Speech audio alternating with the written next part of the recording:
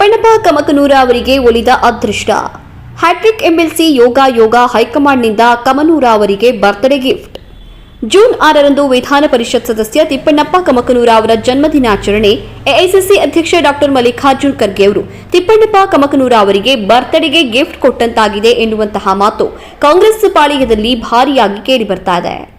June 18ರಂದು Kamakanur ಅವರ ಅವಧಿ ಪೂರ್ಣಗೊಳ್ಳುತ್ತಾ ಇರುವಂತಹ ಹೊತ್ತಲ್ಲಿ ಮತ್ತೊಮ್ಮೆ ಅವರನ್ನೇ ಮುಂದುವರಿಸುವುದು ಅವರ ಅದೃಷ್ಟ ಮತ್ತೆ ಖುಲಾಯಿಸಿದಂತಾಗಿದೆ.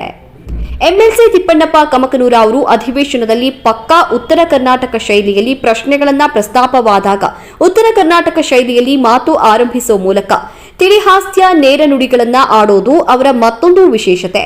ಇನ್ನು ಅವರ ಹಿರಿತನ ಆಧಾರದ ಮೇಲೆ ಸಭಾಪತಿ ಪೀಠವನ್ನ ಅಲಂಕರಿಸಿ ಉತ್ತಮ ಸಂಸದೀಯ ಪಟು ಅಂತ ಸೈ ಎನ್ನಿಸಿಕೊಂಡ ತಿಪ್ಪಣ್ಣಪ್ಪ ಕಮಕನೂರ ಅವರು ಹಿಂದುಳಿದ ನಾಯಕ ಮತ್ತು ಕೋಲಿ ಸಮಾಜದ ರಾಜ್ಯ ಗೌರವ ಅಧ್ಯಕ್ಷ ತಿಪ್ಪಣ್ಣಪ್ಪ ಕಮಕನೂರ ಅವರಿಗೆ ಮತ್ತೊಮ್ಮೆ ಅದೃಷ್ಟ ಬದಲಾಯಿಸಿದೆ. ಹ್ಯಾಟ್ರಿಕ್ ಸದಸ್ಯರಾಗುವ ಮೂಲಕ ದಾಖಲೆ ಸೂಚಿಸಲು ರೆಡಿಯಾಗಿದ್ದಾರೆ. ಇದುವರೆಗೆ 2 ಬಾರಿ ಎಂಎಲ್ಸಿ ಆಗಿದ್ರೂ ಕೂಡ ಅವಧಿ ಮಾತ್ರ ಪೂರ್ಣಗೊಂಡಿಲ್ಲ. ಈಗ ಎಐಸಿಸಿ ಅಧ್ಯಕ್ಷ ಡಾ ಮಲ್ಲಿಕಾರ್ಜುನ್ ಖರ್ಗೆ ಅವರ ಕೃಪೆಯಿಂದ ಮತ್ತೆ ಪೂರ್ಣಾವಧಿ ಪರಿಷತ್ ಸದಸ್ಯರಾಗುವ ಯೋಗ ಕೂಡಿ ಬಂದಿದೆ. ಕಮಕನೂರ ಅವರು 1973ರಲ್ಲಿ ಚಿತ್ತಾಪುರ ತಾಲೂಕಿನ ಅಭಿವೃದ್ಧಿ ಮಂಡಳಿ ಸದಸ್ಯರಾಗುವ ಮೂಲಕ ರಾಜಕೀಯಕ್ಕೆ ಪ್ರವೇಶ ಮಾಡಿದರು.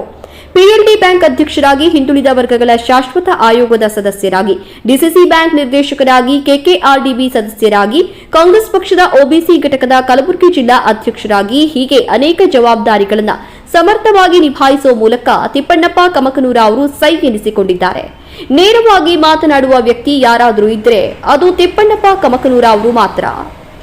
2018ರಲ್ಲಿ ಬಳ್ಳಾರಿ ಲೋಕಸಭಾ ಚುನಾವಣೆಯಲ್ಲಿ ಖಾಲಿ ಇದ್ದ ಸ್ಥಾನಕ್ಕೆ ಕಾಂಗ್ರೆಸ್ ಅಭ್ಯರ್ಥಿ ಎಂಎಲ್ಸಿ ವಿಎಸ್ ಉಗ್ರಪ್ಪನವರನ್ನ ಉಪಚುನಾವಣೆಯಲ್ಲಿ ಕಣಕ್ಕಿಳಿಸಿ ಜಯಬೇರಿ ಬಾರಿಸಿರುವ ಮೂಲಕ ಗೆಲುವು ಸಾಧಿಸಿದರು.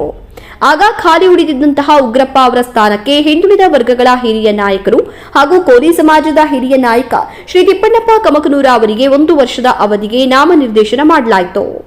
ತಿಪ್ಪಣ್ಣಪ್ಪ ಕಮಕನೂರ ಅವರು 2019 ಮೇ 29ರಂದು ಪ್ರಮಾಣ ವಚನ ಸ್ವೀಕರಿಸಿದರು. 2ನೇ ಬಾರಿಗೆ 2023 ಜುಲೈ 3ರಂದು ತಿಪ್ಪಣ್ಣಪ್ಪ ಕಮಕನೂರ ಅವರು ಮತ್ತೆ ಪ್ರಮಾಣ ವಚನ ಸ್ವೀಕರಿಸಿ ವಿಧಾನ ಪರಿಷತ್ ಸದಸ್ಯರಾಗಿ ಮುಂದುವರೆದರು.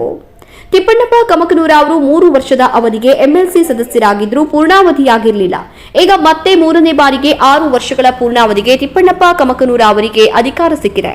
ಹೀಗಾಗಿ ತಿಪ್ಪಣ್ಣಪ್ಪ ಕಮಕನೂರ ಅವರು ಒಂದೊಂದೇ ಮೆಟ್ಟಿಲುಗಳನ್ನ ಏರ್ತಾ ಬಂದಿರುವ ರಾಜಕೀಯ ಯಶೋಗಾಥೆ ತಿಪ್ಪಣ್ಣಪ್ಪ ಕಮಕನೂರ ಅವರದ್ದಾಗಿದೆ. ತಿಪ್ಪಣ್ಣಪ್ಪ ಕಮಕನೂರ ಆಧ್ಯಾತ್ಮಿಕ ಜೀವಿ, ಸದಾ ಪೂಜೆ ಪುನಸ್ಕಾರದಲ್ಲೂ ಎತ್ತಿದ ಕೈ.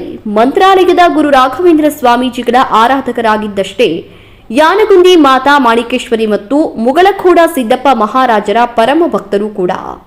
ವಿಧಾನ ಪರಿಷತ್ ಸದಸ್ಯ ಸ್ಥಾನಕ್ಕೆ ಹಾಲಿ ಸದಸ್ಯರಾದ ಶ್ರೀ ತಿಪ್ಪಣ್ಣಪ್ಪ ಕಮಕನೂರ ಅವರು ಇಂದು ಅಥವಾ ನಾಳೆ ತಮ್ಮ ನಾಮಪತ್ರ ಸಲ್ಲಿಸೋದು ಪಕ್ಕಾ ಅಂತ ಆಪ್ತ ಮೂಲದಿಂದ ಮಾಹಿತಿ ಕೇಳಿಬಂದಿದೆ.